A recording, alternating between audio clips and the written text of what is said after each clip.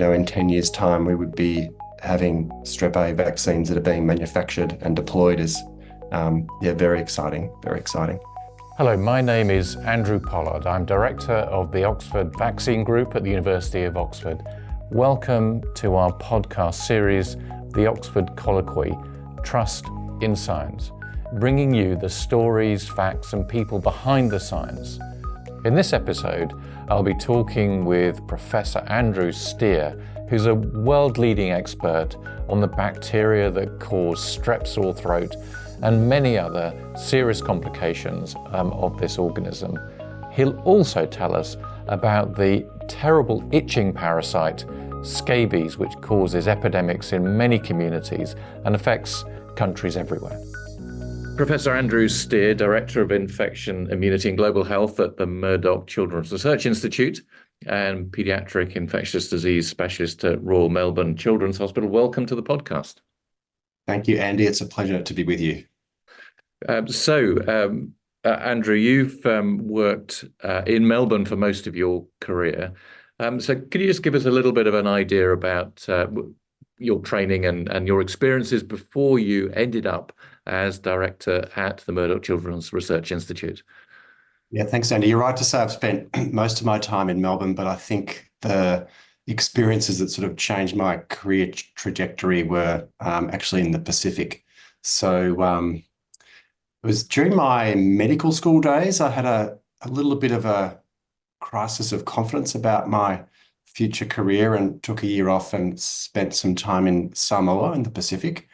And during that time, I fell in love with infectious diseases, public health, paediatrics, and the Pacific and their people. And that really directed my career from then onwards. I did my medical school, my paediatric training, interrupted my training to go live in Fiji for 3 years, where I did my PhD, which was a great place to do a PhD, and then had some time in Vancouver doing an paediatric infectious disease fellowship. And not only did that time, broadly guide my future, it also guided the areas that I was interested in as well, which were Group A streptococcus, neglected tropical diseases, and rheumatic heart disease. So you talked about your PhD in Fiji, and what was the nature of the work there, and how did that then sort of inspire your research career? So I had colleagues who were working in Fiji, and it was evident to them as clinicians and researchers that there's a large burden of rheumatic heart disease. And rheumatic heart disease is the most common acquired heart disease in the world. It is a chronic disease of the heart valves that leads to heart failure, frequently leads to death in the second or third decade of life, affects women more than men. It occurs as a result of an aberrant immune response to Group A strep or strep A infection. So strep A, this is the sore throat bug that we're all familiar with. Yeah. Which it's something which we actually don't worry too much about. We just treat it with antibiotics, and yet you went to Fiji to study a complication of it. That's exactly right. Yeah, and I think the other part of that travel to Fiji was also a sense of the burden of disease. It might sound a little bit strange, but there's a large burden of disease amongst the Indigenous population of Australia. And in fact, many of the disease entities that we see that lead to a gap in health outcomes in Indigenous Australians occur in the Pacific as well. So, as I said, that strep sore throat doesn't seem such a big deal sitting here in the UK. And perhaps we'll talk about whether I'm right in saying that in a moment. But we don't see avalanches of children and young adults with rheumatic heart disease. So what's different about the experience that you described in Fiji and amongst Indigenous Australians? Yeah, and there is a stark difference, isn't there, between what we see in the UK, Europe, the US, Australia, with some exceptions, with some particular populations. But if we were to rewind the clock back to the 30s, 40s and 50s in the UK, there was a lot of rheumatic fever and rheumatic heart disease in the UK. And certainly in Melbourne, we had a whole ward, in fact, a whole hospital at one stage dedicated to patients with rheumatic fever and rheumatic heart disease. So something has clearly happened in high-income countries as social and economic development has occurred. And that is still a little poorly understood. I think there's a couple of different factors. So one is access to antibiotics and treatment, and access to care to get those antibiotics and treatment. But clearly just economic development in itself has had an effect. And I think in my mind, a big part of it has been changes in crowding within homes. So clearly lots of strep exposure within homes is important, just that force of infection in the development of rheumatic heart disease. And, you know, Andy, sometimes sitting here in Melbourne, I have these moments of thinking, why am I studying rheumatic heart disease? We have a project site in Uganda, and I was in Uganda a couple of months ago and visited the main hospital in Kampala, Malago Hospital, and visited the cardiology, adult cardiology outpatient department. And more than half, probably 75% of adult cardiology patients in the main clinic have rheumatic heart disease. And it's those moments when you have a little light bulb thinking, yes, this is an important disease and we need to do something about it. I mean, I certainly remember as a junior doctor when I still looked after adults that there were many patients who came in during our general medical on-call who had valve problems that had originated in their childhood from strep infections. But as a paediatrician, I hardly ever see rheumatic fever, the condition that then eventually leads to damage to heart valves. So something switched in a relatively short period of time. Do we have any insight into what that is? You were suggesting it may be crowding, force of infection, in other words, the exposure that children have. Yeah, I think they're the main things. There are a few other clues. I still see patients here in Melbourne with rheumatic fever, and remarkably many of the patients, or the majority of the patients that we see are Pacific Islanders. So there is this question about whether there may be some form of genetic susceptibility. There's been a series of genome-wide association studies in the Pacific, in a couple of different countries, and also in Africa as part of a large study. And there are a few clues around immune markers, but nothing definitive as yet. So there's still an open question about why we've seen this big change, which fascinates me no end. So we've talked about the adults who have damage to their heart valves that is the real long-term problem. But the disease that you describe, rheumatic fever, that then eventually causes that damage, what do those children have that then damages their heart valves? So after a strep A infection, there's an immune response, and that helps eradicate the bacteria. But that immune response, for some reason, and that's a bit of a holy grail of this area of research, leads to a cross-reactive immune response, and that attacks different parts of the body. So most frequently it causes fever and joint pains and joint swelling or arthritis. It can also affect the brain, and that's a syndrome called Sydenham's chorea, where you get writhing abnormal movements, which can be very distressing. It can also cause some skin manifestations, but the main one that we worry about is when it affects the heart. And so it causes leaky valves, particularly on the left side of the heart. The joint symptoms will go away, but the heart changes to the valves remain, and that causes rheumatic heart disease. So the saying is that the rheumatic fever licks the joints but bites the heart. But are there other complications of having strep infections apart from rheumatic fever? Yeah, so what makes it interesting as a clinician on the clinical side is the wide array of clinical syndromes from strep infection. This is strep A, so there's the standard sore throat, which we've been discussing, which in some settings is treated and other settings is not. It can be complicated by development of more severe infections around the throat, and that's called quinsy.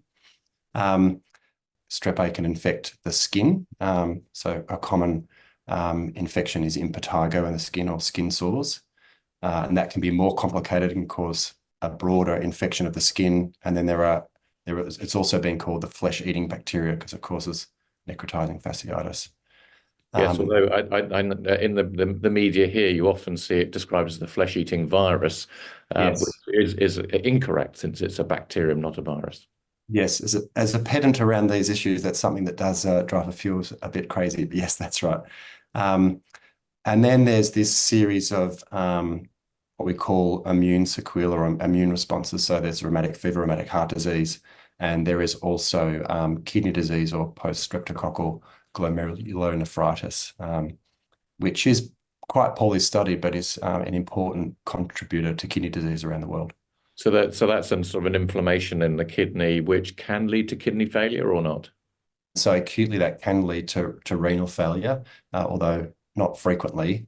But there is some emerging evidence that suggests that episodes of this kidney disease in childhood can contribute to later chronic kidney disease.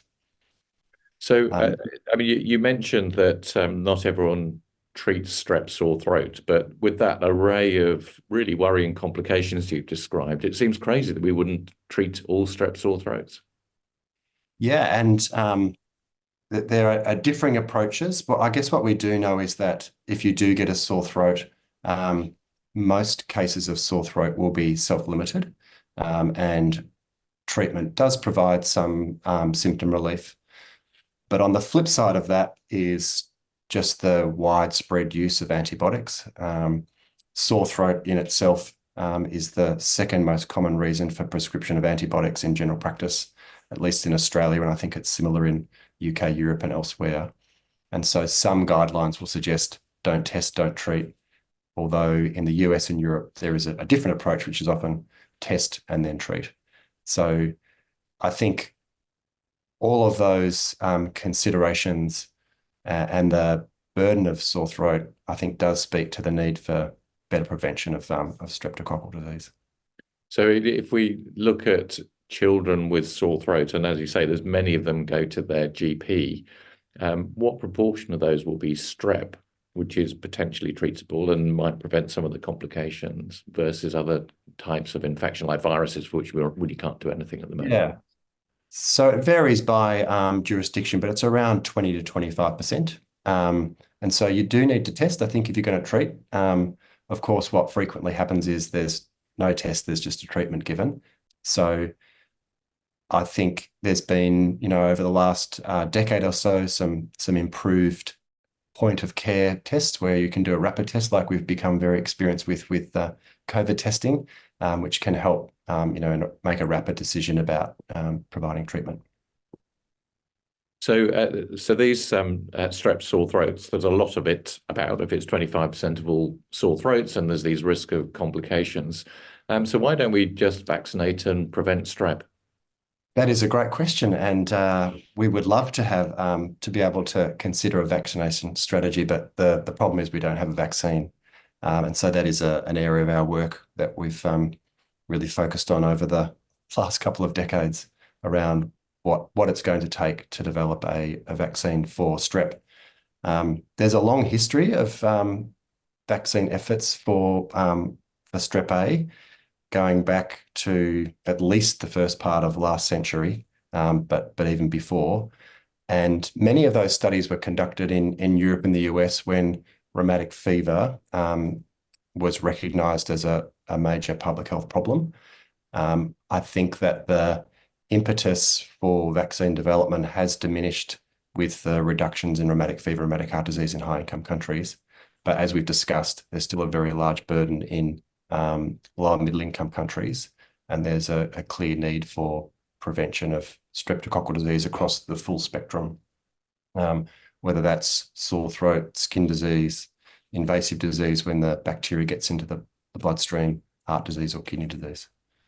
The second thing is that it is a tremendous amount of antibiotic prescribing, and you can imagine if we had a highly effective vaccine that then obviated the need for any antibiotic treatment of sore throat, that we would substantially reduce the amount of antibiotics that we're using across the globe. So I think there's a potential antibiotic resistance argument as well for strep A vaccines. So there are some strep A vaccines which are being developed at the moment, and assuming they're safe, the real question is, do they work? So given that strep sore throat is so common, and presumably if you prevent strep sore throat, you'd also prevent rheumatic fever, isn't it easy just to do a vaccine trial? Yes, I think that there is a path for vaccine development. And maybe just to take a little step back, just in terms of the number of candidates that are sort of in preclinical or early clinical development. So it's a very different pipeline to the COVID pipeline.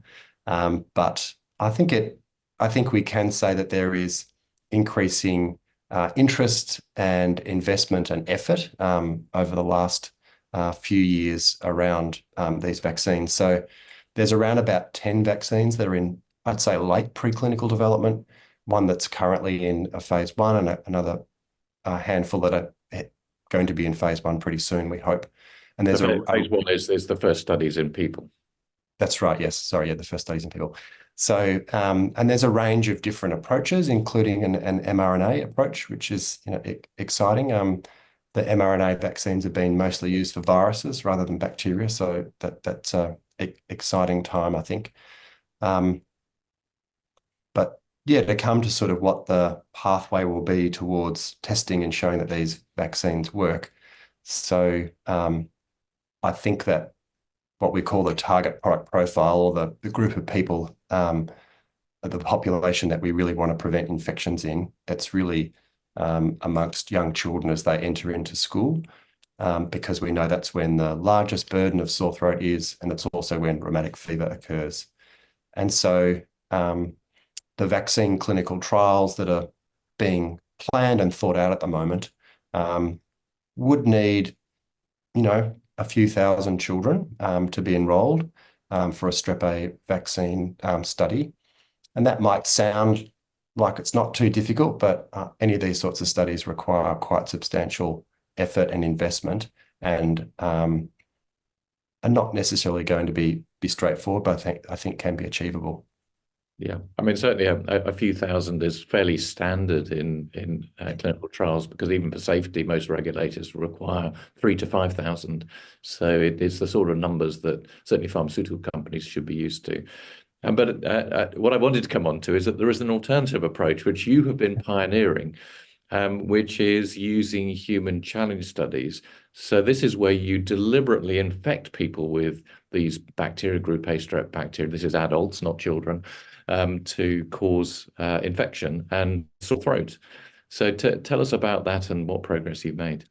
Yeah, so I think this has been a really exciting area for the field. And our group here in Melbourne, with a number of collaborators, took inspiration from some human challenge studies in the 1970s, which were used as vaccine studies that did actually demonstrate efficacy of vaccines.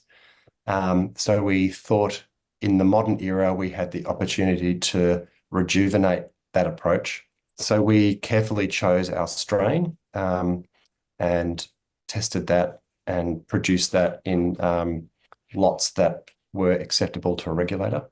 And then we carefully consented adults aged 18 to 40. And we essentially did what we called a dose finding study. So what was the dose of the bacteria that we could paint on the back of consenting adults, and what dose would cause an infection rate above 70. So this is putting the bacteria into the throat, then seeing whether you can then recover them later to show there's an infection. Yes, that's right. And we had a series of plans about how we would potentially increase the dose if we needed to. But as it turns out, our first dose level of the bacteria produced an infection in 17 out of 20 of our first lot of volunteers. And we also thought, well, maybe we need a lower dose. So we then went down to a lower dose and painted the back of the throat of participants with that dose as well. And I think we got 1 out of 5 of those participants. So we feel like we've got the right dose of this particular strain of bacteria to be able to move forward to do some proof of concept quite rapid assessment of vaccine efficacy. So I we guess mentioned, the great thing there is that you can test vaccines, work out which ones might have an effect, so that you're not doing trials on 10 different vaccines in the community. You can choose the one right, that's most likely to work, that's right. which would be great. So, given that there's vaccines being developed, there's the challenge model, there's the potential to do the studies in the field. Are you optimistic that we will have a strep A vaccine in the near future, in the next 5 years, let's say? I'm more optimistic than ever at the moment. I think that there are a number of key pieces coming together, and those key pieces are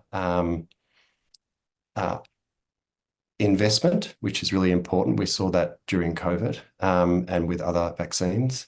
I think international efforts that are drawing together the community and tackling some of the key big questions.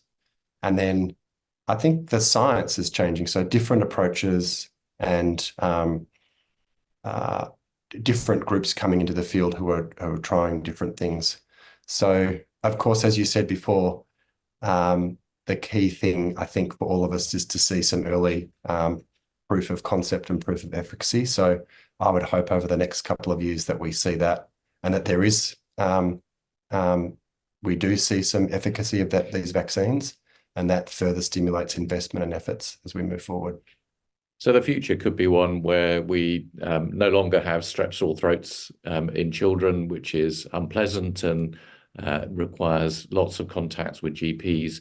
Perhaps a big reduction in antibiotic use if they're not coming to the GP with those sore throats and getting antibiotics. But also the more serious complications that we've talked about that we see here in the UK, the bloodstream infections and the severe skin infections. But perhaps, particularly in the world that you're working in, also that big impact on rheumatic fever in low middle income countries, if we did have strep vaccines. So it's a very exciting time. That is the dream, yeah. So I'd like now to move on to just talk very briefly about scabies, which is another passion of yours. Now, I've as a paediatrician, looked after many children presenting with extreme itching. And it's usually a fairly straightforward diagnosis when you've excluded eczema and other things to work out that it's scabies, and it's often other members of the family affected as well, and mostly relatively straightforward to treat. But that's not always the case, is it? Do you want to tell us what scabies is and about its treatment? Yes, scabies is a tiny mite you can't see with the naked eye. And the female burrows under the skin, lays her eggs, and as you say, causes this intense itch. If we were sort of return to our initial discussion about my time in the Pacific, I was doing echocardiography, so heart ultrasounds, looking for rheumatic heart disease. And every second child had terrible scabies. And it became apparent to me that scabies was a big public health problem, and I think been largely neglected. And the other part of it was that that itching and scratching leads to a break in the skin, obviously, and the introduction of bacteria, and particularly the strep A bacteria. And in those communities, we see higher rates of the bloodstream infections, higher rates of the severe skin infections, and higher rates of rheumatic heart disease and kidney disease. So what can we do about scabies? Yeah, so probably the best treatment is permethrin cream. You need to put that on all over your skin, because sometimes the mites may be there, but you can't actually appreciate that they're causing infection just yet. And you need to leave it on for a period of time, like hours. That's not the nicest thing. And I must admit, living in Fiji, if I had put on the cream and there was a nice beach to go and swim in, I'd probably go jump in the water and it wash off, and maybe it would not be effective. And then you need to apply it again in 7 to 14 days. There is an alternate treatment, which is called Ivermectin, which I think many people will be aware of Ivermectin. And what we do know about Ivermectin is that, number one, it's a very effective anti-parasitic drug. The discoverers of Ivermectin won the Nobel Prize for Medicine in 2015 because of its public health impact for 2 other tropical infections, And as it turns out, ivermectin is highly effective against the scabies mite.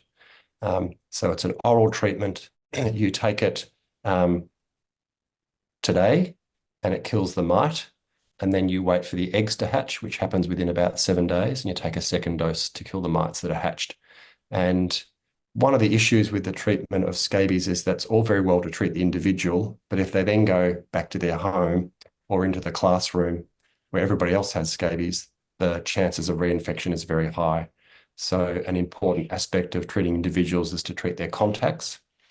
And for us, we have done some research where we've expanded that concept and taken the approach of treating all members of a community with ivermectin, whether they have scabies or not. And we've had some success in a number of trials that have ranged from trials in about 700 to 2,500 to 30,000 to 150,000 people. And the results of those trials is that scabies then disappears completely from the community, or does it come back again after a few weeks? So our studies, we did community-wide treatment and then came back at 12 months to assess the prevalence of scabies. So in our original studies in Fiji with our Fijian colleagues and a number of collaborators, actually in the islands that we were working, the prevalence at baseline was about 30 to 35%, which still blows my mind. I just can't imagine. So 35% of people had scabies when you visited? Yeah, over 50% of children had scabies, which, yeah, as I say, I just think is, for me as a pediatrician and a infectious disease physician, it's just a terrible situation and that it's unacceptable. So we did the community-wide treatment, and we came back at 12 months to assess the prevalence at that time, and the prevalence had come down to 1.9%. So a really remarkable reduction. So all of this work has led us to receive some investment for the World Scabies Program. So we have demonstration sites running the first national mass drug administration campaigns, which is community-wide treatment, across the entire population of Fiji and the Solomon Islands. And we're about to launch our second round on the Solomon Islands, and some of our results are coming through. We're hoping that, number one, the approach is successful, and number two, that we learn a lot how to do this better in the future as a model for other countries and settings where scabies has this sort of similar high burden as a public health problem. The drug ivermectin, I just wanted to come back to that because the reason why people may have heard about it is that it was promoted as a treatment for COVID-19, which it doesn't provide any useful benefit. Yes, that is correct. As I often say, it's a terrible drug for COVID, but a fantastic drug for parasites, and particularly a great drug for scabies. And so you have to, in those big interventions, you have to do everyone in the community on day one and then do everyone again 7 days later. Yeah, that's right. Ivermectin has been given to billions of people as part of the river blindness and lymphatic filariasis programs, and so we know it's safe. But in those programs, it's a once-off dose. It doesn't require a second visit. So that is certainly an issue, I think. And a couple of things there. It's an issue because it requires more of the drug, and it also requires more human resources to do the delivery. We are working with an Australian not-for-profit called Medicines Development for Global Health, who have a drug that's related to ivermectin called moxidectin, but has a longer half-life. And there's some very encouraging data and evidence for some preclinical and clinical studies that suggest that moxidectin in one dose might be highly effective against scabies. So that's an area of research that we hope to pursue. So one of the big challenges in doing a new big population intervention like you're discussing is actually getting the community on board. And particularly in this post-COVID world where there's a lot of suspicion of science, has it been difficult to get communities involved? How do you get people to trust the science that you're promoting? Yeah, and I think this is some of the key learnings, Andy, that we've had from the World Scabies Program. I think that the key principles are co-design of the program. And so, in fact, our program in Fiji and Solomon Islands is run by Fijians and Solomon Islanders in the country. So co-design, lot of consultation, and then a lot of community awareness. So TV and radio and increasingly, obviously, social media and watching social media quite closely. I think with scabies, as opposed to COVID or even river blindness or onchocerciasis, is that people see it in their community. They have friends and family who have it. And so the opportunity to access treatment is actually in our favour in getting high adherence. And also when the Ivermectin is taken and people within the community start to see the number of people with scabies coming down, I think that's also a motivating factor as well. And coming back to the Group A strep vaccines, do you think there's a risk there that the public perception of sore throat is that it's not very important, and it may be difficult to get engagement with that? That is something I think that is an area of work that requires more research, I think. I don't think we understand that as well as we should. A better understanding of the demand and market in high-income countries in particular is going to be quite important. And how that is then communicated back as we move forward is going to be very important. And the sort of implication of what you said then is that perhaps the driver for the pharmaceutical companies to actually produce these vaccines may well be the need for a high-income market that would then benefit the rest of the world for the more serious complications. Yeah, that's right. There is the potential for a dual approach here, I think, with a high-income country market around sore throat and invasive disease. And I think we can't underestimate how severe some of these invasive infections are. This is the bloodstream infections. I'm sure you, Andy, as a paediatrician, have some quite severe cases that are etched in your mind, or certainly in my mind and other colleagues I work with here. And then this second market for prevention of rheumatic heart disease. And both are important drivers, and both could do great good. So looking to the future, what excites you most about the next 10 years? So things that you think will change the world in your sphere? Well, I think the work over the next 10 years in the strep A vaccine field, I think, is very exciting. I think there's this period of acceleration at the moment. And if we can demonstrate some proof of concept efficacy, that would be very exciting. And I think things will accelerate even more quickly. So that excites me tremendously. And to think, in 10 years' time, we would be having strep A vaccines that are being manufactured and deployed is, very exciting, very exciting. And then in my other work in neglected tropical diseases, I'm very excited to see where the scabies program goes, and that nexus between research as a researcher and implementation, and how that implementation can be scaled up so that we reach communities in need. And I think also attached to that is the sort of potential role that moxidectin might take in there as well. So there are a couple of things that, you can think forward to 10 years and some pretty amazing things might happen. On that very optimistic note, thank you very much, Professor Andrew Steer, for joining us on the podcast. Thank you, Andy. It's an absolute pleasure. That was the Oxford Colloquy Trust in Science, bringing you the stories, people and facts behind the science. So you might be wondering, what is a colloquy? A colloquy is a discourse or conversation, and I hope you'll agree that that's what we've been having.